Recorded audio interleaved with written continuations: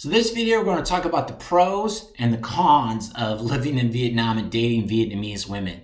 Some of these cons I guarantee you haven't heard, and I hope that I can shed some light so you know what you're getting into if you're serious about coming here to date Vietnamese women. Okay, I've got 8+ years living here. I've had hookups, one-night stands, I've had some girlfriends, and I had one ex-wife. So I really know the culture here. I was also a teacher, so I know all these students. They share their stories with me. They really open up when you're a teacher here. You're more like a counselor in some ways with some of the students. So I've learned a lot about their culture and also from my own personal eyeballs when I'm outside. So let's talk about a positive, start off on a positive note. Number one, they are the most beautiful women in the world. They are the thinnest women in the world, which probably is related to each other, but unbelievably sexy. If you've ever been here, you know what I'm talking about. There is no other country in the world. You cannot tell me, don't put BS in the comments. I always have to type back on other videos and say, listen, what country has better looking women than Vietnam? There is none, okay? If you think you know, you're wrong, sorry. Okay, the beauty here, the sexiness is off the chart. Okay, now let's go to the other side, a negative. Speaking of negative, it is a negative-driven society. They're very skeptical of almost everything. Therefore, they want to play life safe. So they can tend to be extremely boring women. Now, I don't mean boring in every way. You know, they do like to travel. They do like to experience new things, which is great. They love to eat. You know, a focus on food. Food is huge in all Asian countries.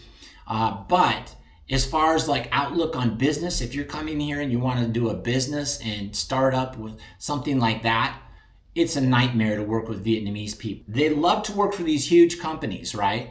And they don't even care if their salary is $800 or $1,200 US a month. They'll just get by with that, okay? They may care, but they're not going to switch their job. Even when I've started some little companies here before and I paid the same or a little bit better and had definitely way better benefits and less hours, they're not interested. They want something safe and stable. Stability is hugely important to Vietnamese women. And that's a good thing if you're the type of guy that has the same job for 5, 10, 15 years. They light up if you tell them you're a garbage collector or, you know, you're an electrician or plumber or a truck driver. They don't care. They just want you to work. Okay, they're not so concerned about your salary. Totally different than Thailand, the Philippines, where work is not considered vitally important, especially in the Philippines. Okay, so let's get on to another positive. This is shocking to a lot of people, is the laughter. They love to laugh and they have got dirty minds. You can make them laugh about some of the dirtiest stuff. Even they're embarrassed. You know, you don't want to do it when you first meet them, but you can open up and say some crazy sexual things to them, funny stories, wild stories, and they're almost always going to laugh. Okay, they've got these thoughts in their head. They just don't share them outwardly with you. But if you tell it to them, they're usually going to laugh about it or slap you on the arm and say you're crazy. So that's something fun. I've always had a lot of girlfriends that like to laugh, which is great. Okay, back to the other side of the tennis court. Negative. Getting them to agree to go out on dates with you could be a real challenge for a lot of foreigners here. Okay, the way to do it, I've said in many videos, is dating sites, especially if you're just here temporarily. Dating sites before you get here, not when you're here. It's okay when you're here, but it's better before you get here. Now, they're going to want to meet you at the airport. Do not agree to that, okay? You don't know who you're going to meet in 2 weeks on that dating site that you might like better. And I'm going to tell you, most people that fly to Vietnam, you're going to be really tired. It's a long, arduous process of flying here. You've got to stand in immigration, okay? And you're going to be tired. So just tell them you don't know what exact day your work is flexible and you're not sure what day you can leave, but you'll message them like the day before and then just message them when you get here. So they may be like, oh, he met another girl, but they really don't care. If they like you, they're still going to meet you and give you a shot, and they're going to see if you like them, okay? So don't tell them what day you're flying here. So if you want to learn how to date them, I've got really good videos on how to date them on my homepage because it's a totally different game than the West totally different than Thailand and totally different than the Philippines. Of course, there's a few similarities, but it's night and day difference. I see comments from other guys that have lived over here, expats, and they totally agree with me. It's just shocking how different it is in their cultures even between North Vietnam and South Vietnam in the middle. The culture in the very south, the Mekong Delta, the culture of dating is really, really different, right? The place where foreigners come to get Vietnamese women, do you know where that is? That's in the Mekong Delta, or way up north. Way up north, they tend to marry Chinese, but in the south, that's South Koreans, Taiwanese, Japanese. They come down there and get those country girls because they're simple and they don't have big egos, so they love those girls, and they marry them when they're 18 to 21, 22 years old. The average age gap is 11, 12 years difference. And we're going to talk about age gaps in a minute. Might be good news for some of you guys. Kind of shocking about Vietnam. Okay, back to another positive. Most of them, I'm going to say at least 80% of the women I've dated love to cook. Now, I've had one or two that didn't have the time to cook. They own their own business. They were busy. That's fine. I don't mind ordering out food. The food here is so good. It's okay. It is nice to have a girlfriend who cooks for you. I had that, and also my ex-wife was a really good cook. So that is one thing that's nice to have. Although I got really fat with my ex-wife, and it depends on what your girlfriend's going to feed you. If she wants to make you fat, which may be an ulterior motive, but anyway, they're really good at being at home, taking care of the house. Most of them don't drink, right? Which is nice. You don't have to worry about them getting drunk and hooking up with some guy, right? So anyway, that's a good positive. Their femininity, and that obviously runs through a lot of Asian cultures. They're much more feminine than, of course, way more feminine than. Can we even call women in America feminine? They're more manly than most men I know. They're stronger willed for sure, right? And they're stronger. They don't want 50-50. They say they want 50-50. It's bullshit. That's not what they want. They want to be in charge in the West. Even if you find a good one, their friends are going to try and ruin that relationship for them because they don't want to see their friends happy if they're not happy. Women are vicious, especially westernized women. Okay, let's go back to negative. They're very jealous. So you have to be very careful that you make sure you text them back. And, I'm not saying like within a minute or two, but make sure you're on top of those texts. Don't not text for 3, 4, 5 hours because you're busy. No, that doesn't fly. Their mind's gonna go crazy. Are they as jealous as Filipinos? No. Filipinas? No. But they're still jealous because there's so many beautiful women here. It runs in their nature. And the men here are dogs, man. I'm telling you, man, all Asian men are cheaters. I'm telling you, they say 70 or 80% of men in Thailand admit to cheating. Same number in Vietnam, 70% I think in both. That's BS. Those about 25% of them are lying. I don't know one of my Vietnamese friends, and I have a lot in America, a lot here, that doesn't cheat on his wife. It's crazy, okay? So it's just part of their culture because they don't have any experience. A lot of them are enough before they get married. Now, this under 25 group, they're experimenting. They're out sleeping with each other for sure, and they're playing the game. But the older ones, they want to taste and see what else is out there. They have no idea what it's like with another woman. They want to try it. It's very common here. I just want to throw in a quick dating tip. When you're on a date with a Vietnamese or any woman around the world, never say, "Oh, this is too expensive." It's like opening their and pouring ice water right down there. I mean, nothing turns a woman off more than you say, "It's too expensive." It's much, much better to say, "What a ripoff," or "I'm not letting them gouge me." Whatever the case may be, just don't say those words, "It's too expensive." Just say, "What a ripoff." It's not worth it. What a waste of money. Much, much better than "It's too expensive." That makes you look poor. Even you're not poor, those are not the words to choose. Okay, let's get on with the video. Okay, a positive. Vietnamese women hate to break up. So it's not like in the West where girls, snap and they want to break up with you. Or even in Thailand or the Philippines where they go, oh, I'll just go get another foreigner. Here, they don't like breaking up at all. So they're going to try and work it out. So if you're the type of guy that's looking for a long-term girlfriend or more, this is a great place to do it. But you're going to have to deal with a couple more of these cons that we're going to finish this video up. Okay, here we go. Next con. Vietnamese men are not like Thai men. When you go walking around with an attractive Thai girl, you're rarely going to get a dirty look. Sometimes, but not too often. Same in the Philippines. It happens, but it's not that common. But in Vietnam, it's quite common. The more attractive she is, the younger she is, the more dirty looks you're going to get. And you're going to get a lot of them. They absolutely hate foreigners dating their women here.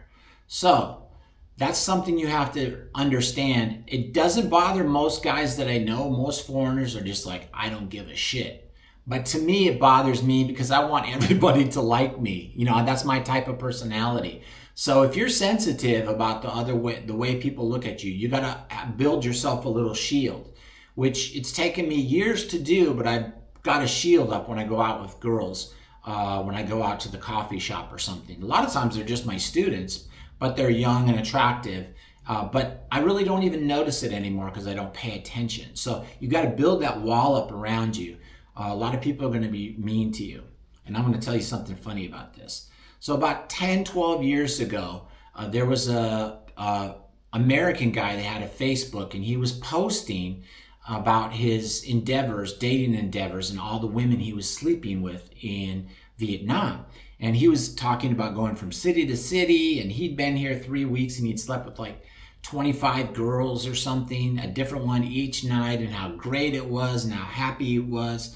And I was listening to this story or reading this story on Facebook, and I was like, well, I just don't believe this at all. And then as I was reading it, I started to notice how bad the grammar was. You know, sometimes we mistype when we're on Facebook. Then I started looking at it. And as a teacher, I knew within about 5-10 minutes, I was like, this is not an American, no way. This is a Vietnamese guy. So the Vietnamese guy had created these fake profiles, talked about how he had come to Vietnam and slept with all these Vietnamese girls. Now, I'm telling you, these posts were shared hundreds of thousands of times. And I heard girls talking about it. And it was just like, wow. They actually believed that an American came here and did that. First of all, Vietnamese girls are not like that, especially at that time. They're not open to just sleeping with guys on the first night. Even you talk to them on dating sites, you know, maybe, yes, some of them, but most of them, no. So they're very sneaky. And but it's got a bad reputation for foreigners here in Vietnam because of that. Now, I will compound that and say, listen, there's a lot of foreigners who come here and do that, you know. Now, they don't have that kind of success, but they definitely come here, hook up with these girls once or twice, and then ghost them. So it's not like it doesn't exist. Foreigners are you know, expanding on this rumor, but it was started by a Vietnamese guy. They're smart because they want to scare the Vietnamese women away from the foreigners, you know. Listen, honestly, it's no different than in America. Do white guys want to follow our brother? No, raise your hand if you do. Not too many guys want to take that on. It's the same thing for Vietnamese guys with foreigners here. They don't want to take that on. So once a female over here decides to date a foreigner, white guy or black guy, you can pretty much swear her off as someone able to date a Vietnamese guy. It just does not happen. Okay, sad that men put so much emphasis, so many men, not all men, but so many men put so much emphasis on the size of downstairs being that important to women. Porn is not reality, guys. Okay, not many guys are built like that, number one. Number two, is it that important to women? A certain small sector, it is really important to them. And I know those women too. I know what their personalities are like, and they're like men. They're really strong, and they want that feeling of being feminine. And to them, that equates them feeling more feminine when they're with somebody who's got a foot long. You know what I'm saying?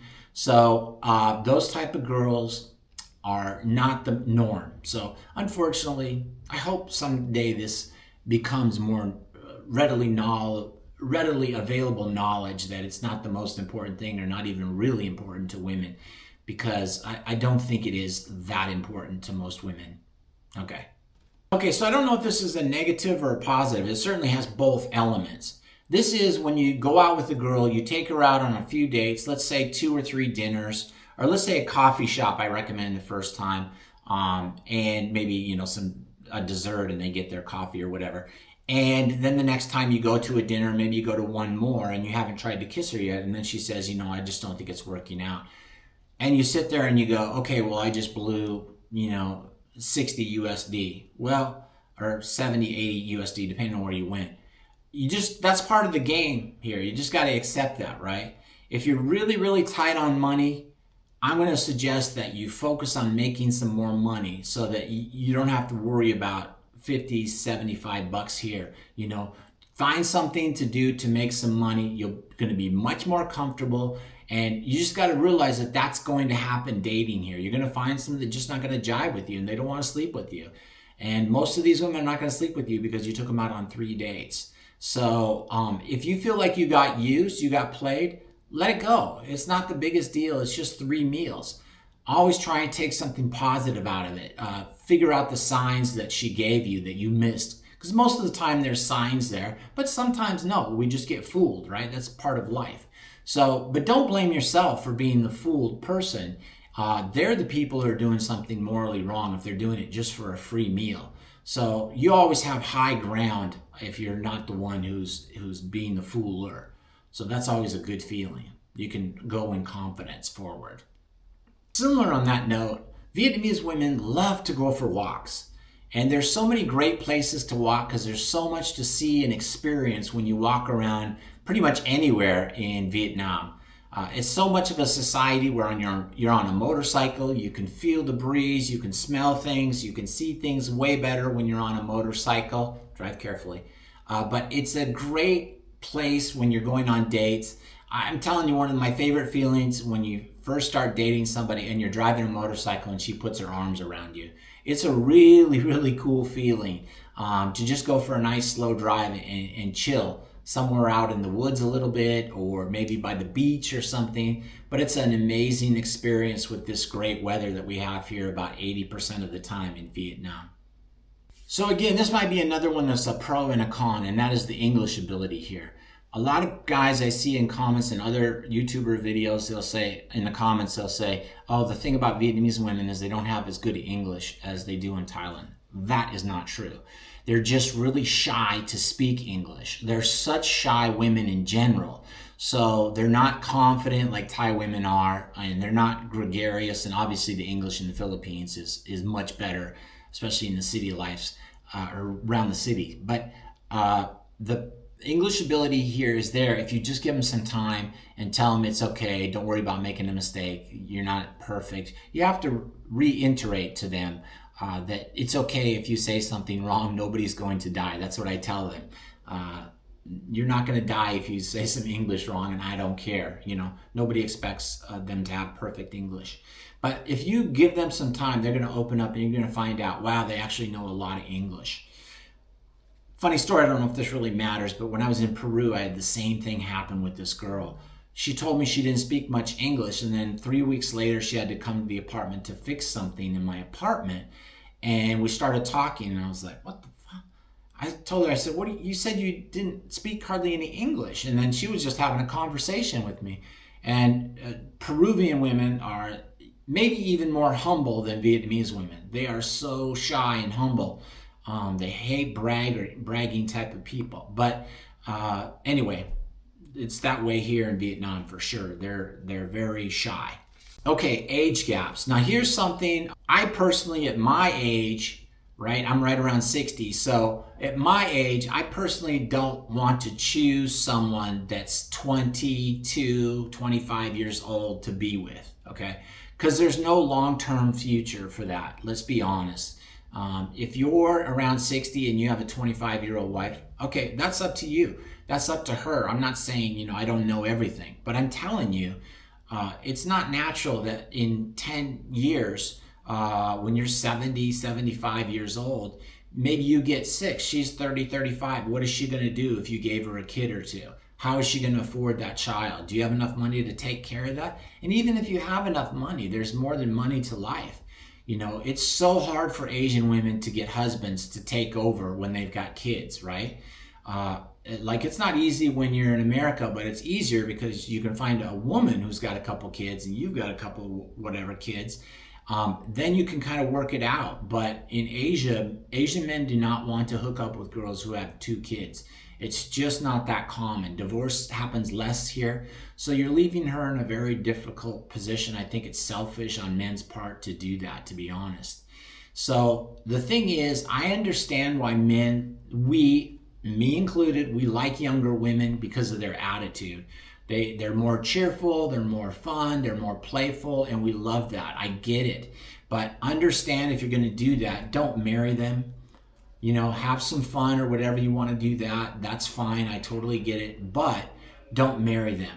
Let them go on their way and find somebody that they can settle down with.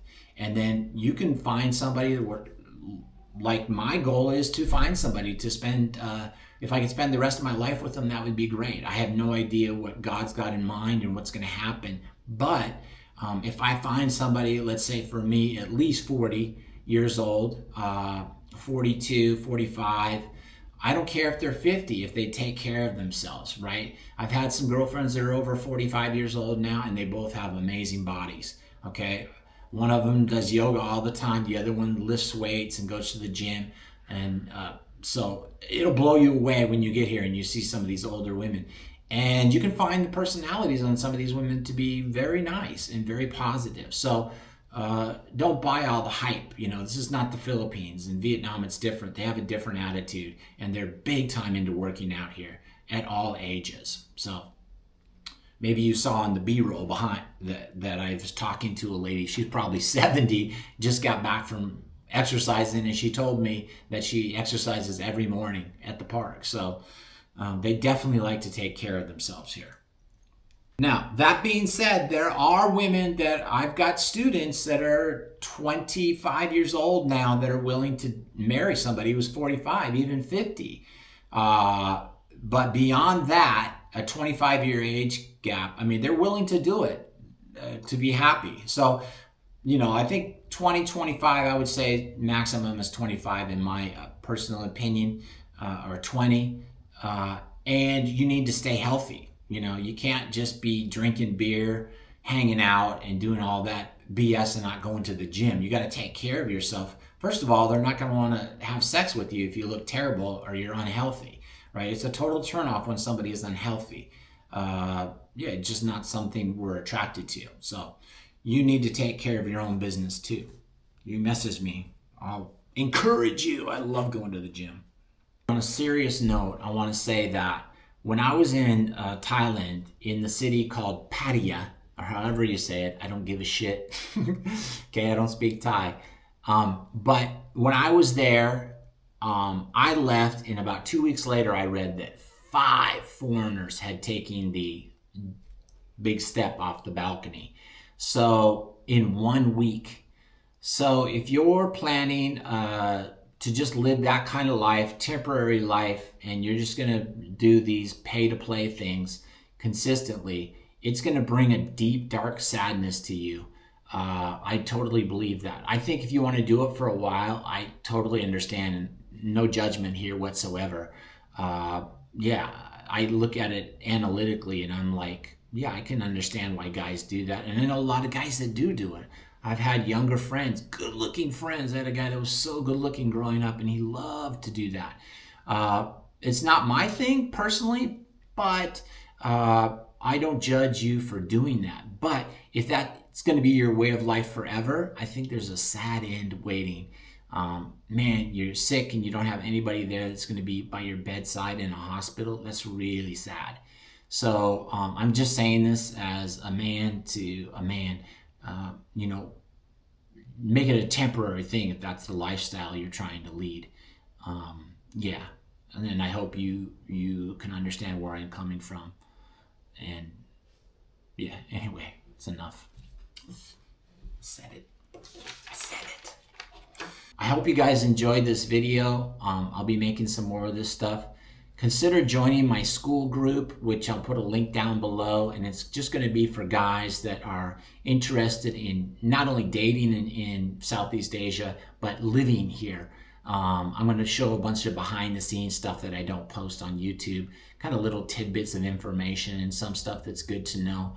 So join the Skool Group if you have any questions. If you're an expat and you've got experience, that's great, because I certainly don't know everything about all these countries. And I'd really appreciate that.